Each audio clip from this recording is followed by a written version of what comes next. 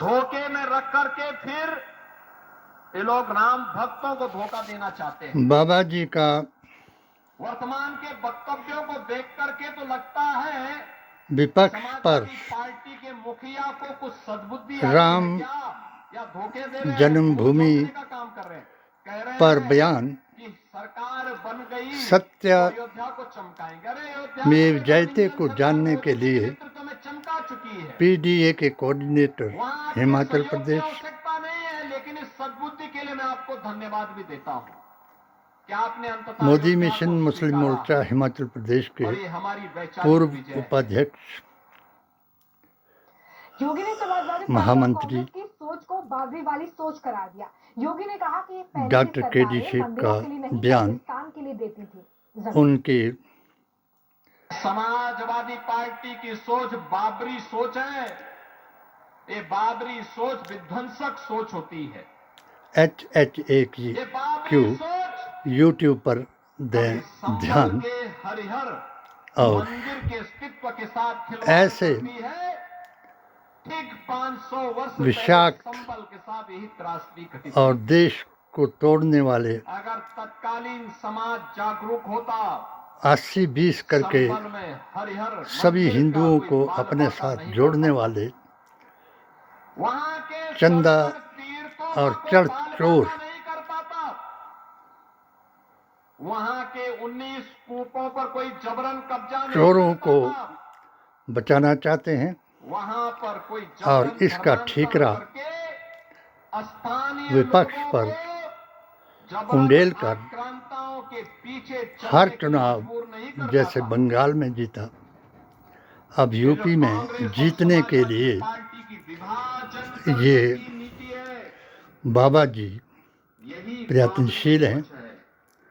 इनका एक ही जातिवाद के नाम पर बांटना, उद्देश्य है क्षेत्र और जो भाषा के आरएसएस नाम ने पर बांटना, और जातीय मुद्दों को 1925 में संकल्प लिया था पैदा करना, मुस्लिम मुक्त भारत बनाने का। राष्ट्रवादी समाज और हो और जो लोग अपने विध्वंसक मंसूबों के साथ निगलने को कांग्रेस मुक्त संस्कृति सरकार बना करके उन लोगों को मजबूत किया हिंदू जाता है। राष्ट्र बनाने का 2024 में इन्होंने नारा दिया हम मंदिरों के कि 400 से पार ले जाओ पुनरुद्धरीकरण के नाम पर दे रहे हैं।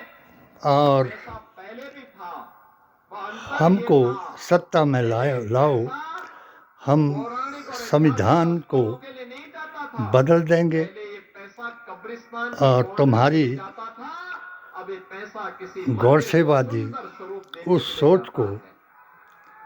अब ये गांधीवादियों पर हावी कर देंगे अब ये और पैसा हिंदू मुसलमान करा के विपक्ष को अब ये मुसलमान सेना के बना देंगे। यानी सम्मानित करने के काम 80-20 के जरिए से इन्होंने पिछली सरकारों 20% को गालियां दे करके 80% को अपने साथ मिलाया तुष्टीकरण की सोच थी। और उस विकास नहीं होता था, दंगे होते थे, राम ने होते थे। और आज जिसने हमारा यूपी सीता माता को बताया, नो दंगा, अब है यूपी में सब। राम कहे सुने सीता ऐसा जमाना आएगा,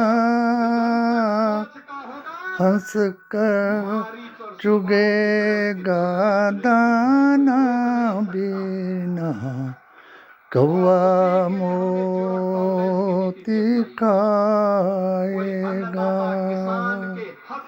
सत्य जानने के लिए तो तय कर लो मेरे YouTube चैनल HHAQ को पूरी खबर इस ब्रेक के बाद।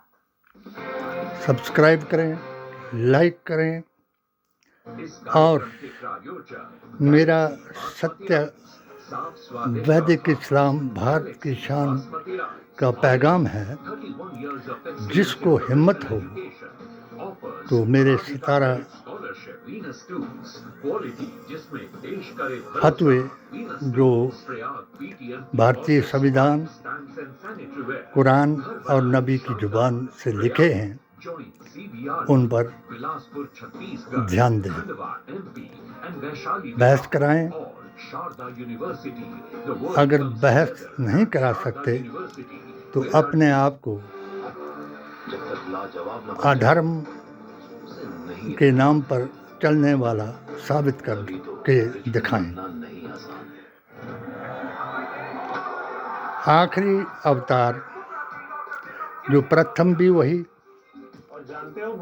त्रिलोकी का इल्म जानने वाले ने कहा, यही जो राम ने त्रेता में कहा, कृष्ण ने द्वापर में कहा कि इन दुष्टों का जो साथ देगा वो उन्हीं के साथ नरक में उठेगा। दुष्ट कौन थे? अर्जुन के ही रिश्तेदार, गुरु, भाई और सब। यही सूरह तौबा में आखिरी अवतार हजरत मोहम्मद मुस्तफ़ा को अल्लाह ने बताया कि उठो ऐ मोहम्मद, इन काफिरों को कत्ल कर दो। वो काफिर कौन थे? उनके रिश्तेदार। आज के आचार्य, सभी को नहीं कहूँगा, आचार्य तो बड़े वेदों ग्रंथों के ज्ञाता हैं, जो इस बात को मानते हैं कि कल की अवतार ही आखिरी अवतार हैं। उन्होंने फरमाया कि तुम पर एक ऐसा जमाना आएगा कि एक फिरका खारजिया होगा जो मेरे भेष में मेरे अकीदे के नाम पर मेरे चार यारों के तरीके को भुलाएगा और अपनी जमात का नाम ऊंचा करने के लिए गुस्ताखे रसूल बन जाएगा। और ये फैजाबाद हाई कोर्ट में इसी जमात के साथ MP अग्रवाल ने एक फैसला दिया। फैसले में ए विक्ट्री ऑफ सुन्नियत अपॉन वहाबीज को दिखा करके एक जमात जिसकी हम बात कर रहे हैं, जिस जमात ने इकबाल अंसारी से ज़मीन इनके नाम कराई, जिस जमात ने वेदंती जी महाराज को अपनी किताब के जरिए ये बात बताई कि क्या चाहता है भारत का मुसलमान, और मुख्यमंत्री योगी आदित्यनाथ के नेतृत्व में उत्तर प्रदेश के अपनी पिटीशन 2011-2019 के मुताबिक समृद्धि का मार्ग प्रशस्त कर रही है। प्रदेश में प्रधानमंत्री किसान सम्मान निधि एक इंटरव्यू किसान परिवारों को प्रतिवर्ष HPNR दे करके सहायता प्रदान की जा रही है। पूरे भारत में ये अभियान चलाया कि सत्य ही सनातन है और सुन्नियत योजना के अंतर्गत इसका निशान है। 1.2 करोड़ से अधिक किसानों के खातों में 1.0 धर्म, करोड़ रुपए से अधिक आस्था और अकीदे का ही नाम है। योजनाओं के माध्यम से जो इसको नहीं मानता वही हैवान है। आज जो कार्य कर रही है। वो टोलियाँ जो धर्म के नाम पर अधर्म कर रही हैं, ये इंसान नहीं, हैवान है। इनका कोई धर्म नहीं, ये कर्महीन हैं, क्योंकि कर्म ही धर्म है। जब इनका कर्म ही पाप है तो इनका धर्म का अनुसरण न किया जाए। मुसलमान तराशा हुआ आज्ञाकारी, वफादार का नाम है, गद्दार का नाम मुसलमान नहीं। जो मुसलमानों को गद्दार जानेगा तो अल्लाह तबारक ताला खुद पेश होकर के उनको ये सबूत दिखाएगा, जो सबूत आज अयोध्या में इन कट्टरपंथियों, गौरसेवादियों के जरिए दिखाया गया और जिन लुटेरों ने राम को भगवान के नाम पर लूटा, उनको कुरान ने वो सत्य दिखाया गया कि तुम अपनी आस्था, कंसंट्रेशन ऑफ माइंड को एका देवो भवे के खिलाफ ना माने, मगर इन्होंने ये यकीन कर लिया कि ना भगवान देखता है, ना सुनता है, ना हिलता है, ना बोलता है, इसलिए उसके सामने बैठ करके उनके कीमती हार उतार लिए, उनकी खड़ाऊं जो चांदी की लोगों ने अर्पित की थी उनमें चोरी करके दिखाया, और आज इन्होंने ये साबित करके दिखाया कि बगैर जो इनका सरदार है उनके कंधे पर कुल्हाड़ा रख करके एक दूसरे को बता रहे हैं। जिस वक्त हजरत इब्राहीम अलैहिस्सलाम को कहा कि आप अपने बाप को बताएं कि मैं एक हूँ, जो मेरे सिवा किसी दूसरे को भगवान खुदा मानेगा, अवतार को ही, ये मेरी किताब के मुताबिक नूर, अवतार और किताब ही अदृश्य ताकत का नाम है, मगर इसका प्रतिबिंब वो नूर है जिसको वंदे मातरम के नाम पर सजदा कराया गया, जमीन पर झुकाया गया, भारत माता की जय कराया गया। जिन लोगों ने भारत माता की जय, जय हिंद और वंदे मातरम का नारा लगाया, उन्होंने भारत को आज़ाद कराया और हिंदू, मुसलमान, सनातनी और सुन्नी ने मिलकर के कंधे से कंधा लगा करके काले अंग्रेजों, गोरे अंग्रेजों को भगाया। आज काले अंग्रेज हमारे मंदिरों को उखाड़कर, मज़ारों को उखाड़कर ब्रह्मा के 10वें अवतार को ढूंढ रहे हैं, जो जिसकी आस्था से इन्होंने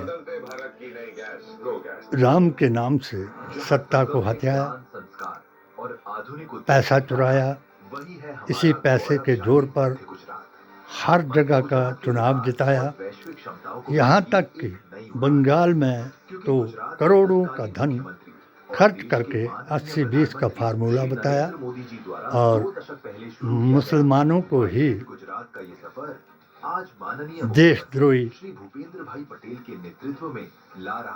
अर्बन नक्सली, संविधान विरोधी, मंगलसूत्र चोर, यहाँ तक कि भैंस का चोर भी बताया और लोगों को, इनके अंधभक्तों को, जो अभी 6ठी शताब्दी में जी रहे हैं, उनकी समझ में आज ये आया, जो बार एसोसिएशन की मीटिंग अयोध्या में हुई और जिन्होंने 3 दिन में इनको अयोध्या छोड़ने का आदेश सुनाया, मगर ये नहीं जानते कि जिन्होंने ये काम कराया वो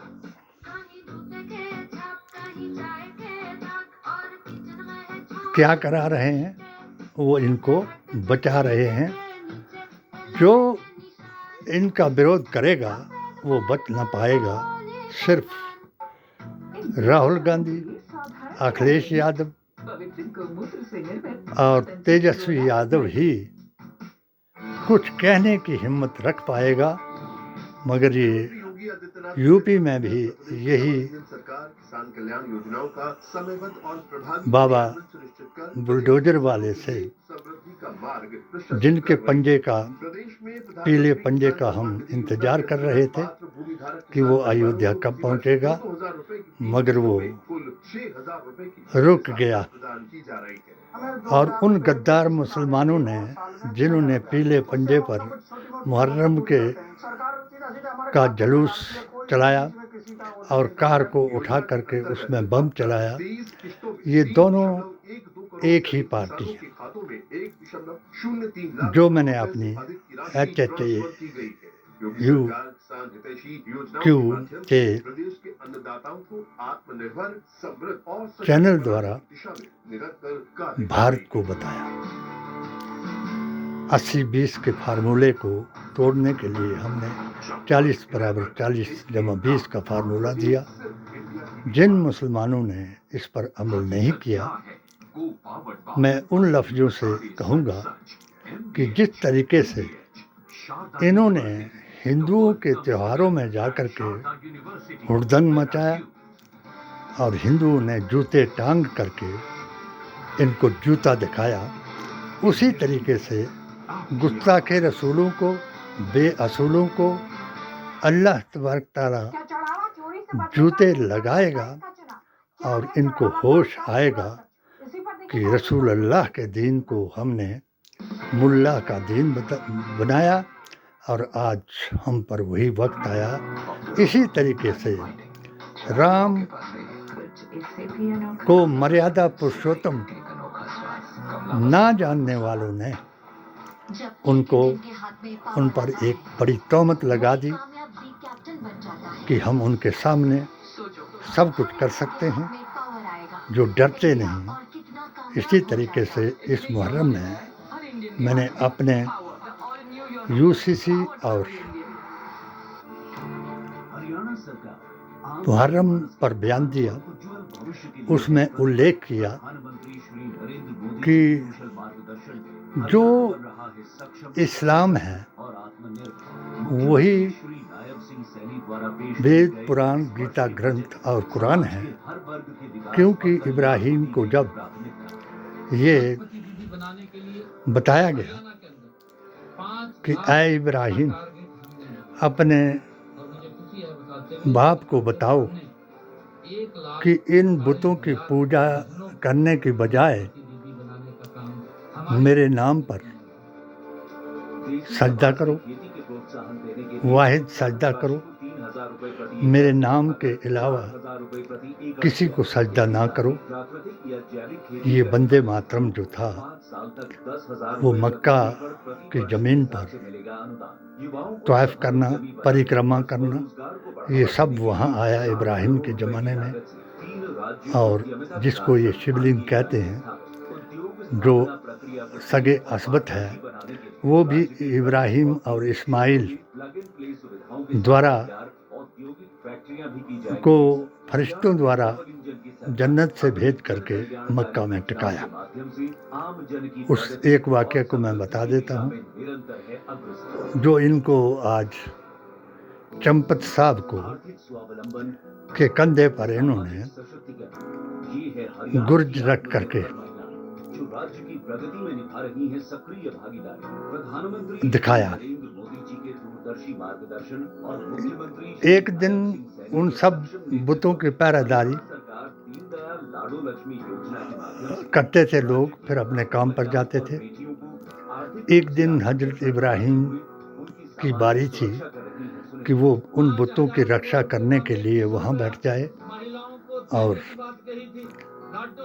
बाकी सब अपने काम पर जाएं। इब्राहिम ने अपने पापा से कहा कि अब्बा जान, आप जाओ, मैं आज इनकी हिफाजत करूँगा, तो आप बेफिक्र जा कर के अपने काम पर जाओ। सारे लोग चले गए। इब्राहिम ने एक कुल्हाड़ा लिया। कुल्हाड़ा ले कर के सभी छोटे बुतों को तोड़ दिया, काट दिया, और जो सबसे बड़ा था उसके कंधे पर वो कुल्हाड़ा रख दिया और अफसोस की मुद्रा में वहाँ बैठ गया। तो जब सारे घर आए तो इब्राहिम पर उन्होंने तोहमत लगाई कि ये सारा उपद्रव इसने किया है।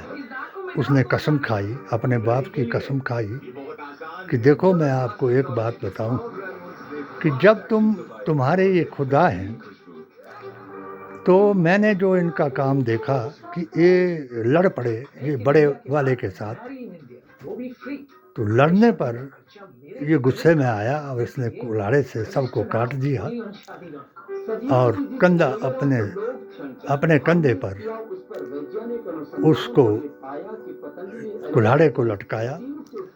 अगर मैं सच्चा हूँ, वो खुदा सच्चा है, तो आप इसको पूछ करके देखें।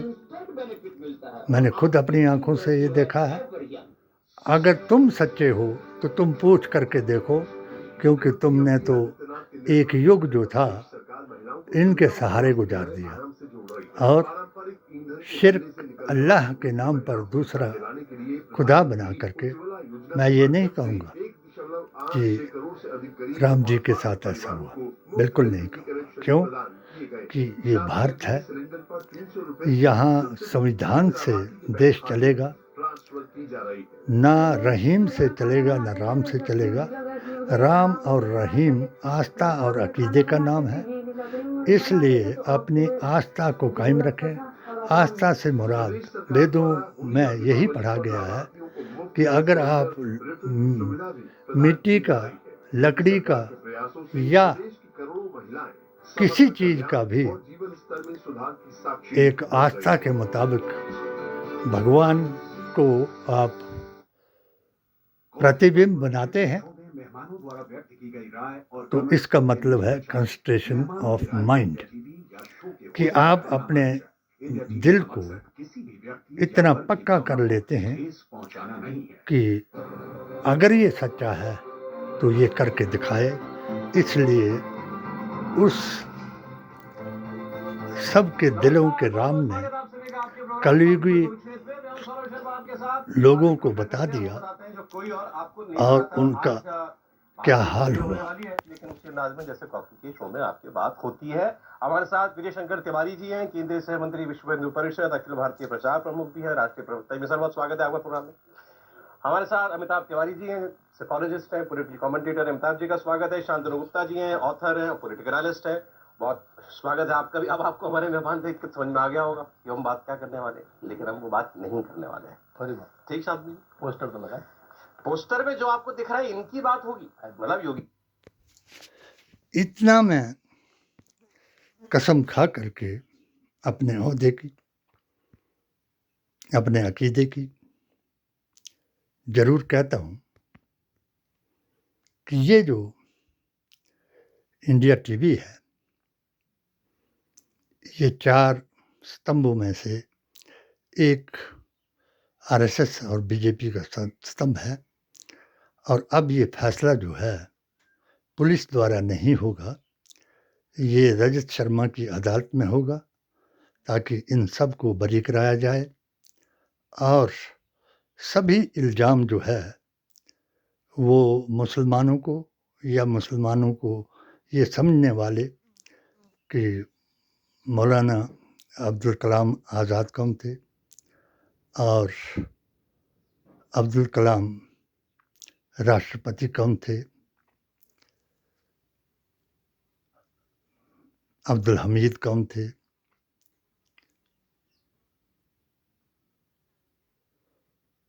अफाकुल्ला कौन थे,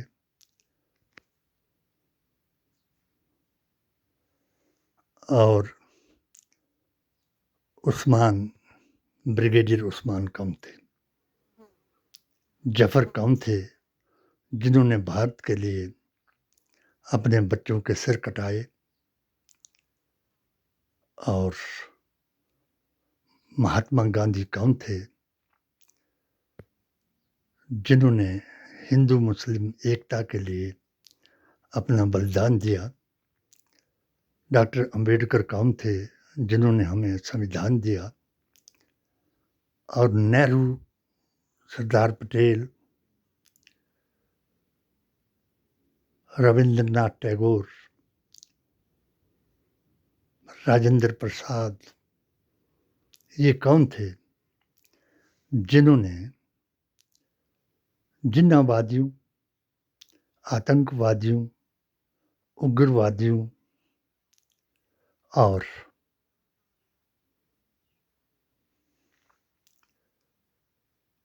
अंग्रेजों के वजीफाखोरों, पेंशन भोगियों से इस मुल्क का बड़ा हिस्सा बचाया। आज